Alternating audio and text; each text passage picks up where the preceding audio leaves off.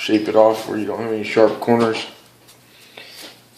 I don't know if you can see that or not, but I just take off both edges, then wet them down, case the edges.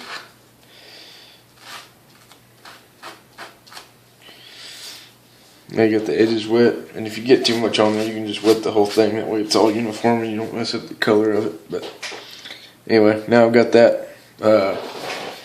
Took a wooden dowel from Tandy, chopped it off, hollowed it out, shoved it up on an old tool stem, an old veiner that I never used, and 5-minute epoxy, let it set up, and now I've got a pretty cool power burnisher. Check it out.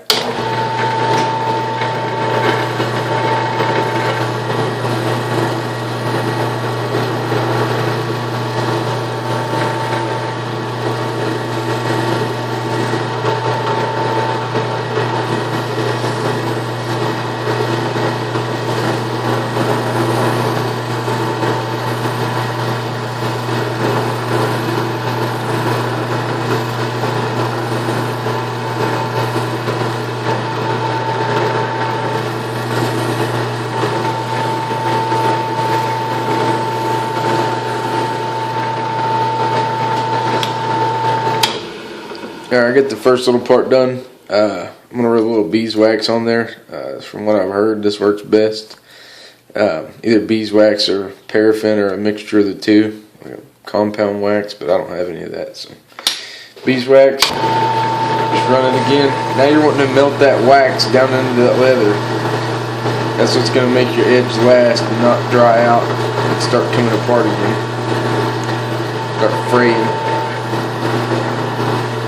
And the best thing about these, I mean, when you run it at a low speed, I mean, you're not going to kill yourself. It's not going to hurt you if you accidentally bump into it. Because your finger's going to touch it eventually. But as long as you get everything smoothed off and you don't have any sharp edges, you're not going to tear yourself up on it. Might scare you a little, but other than that, it's not going to hurt.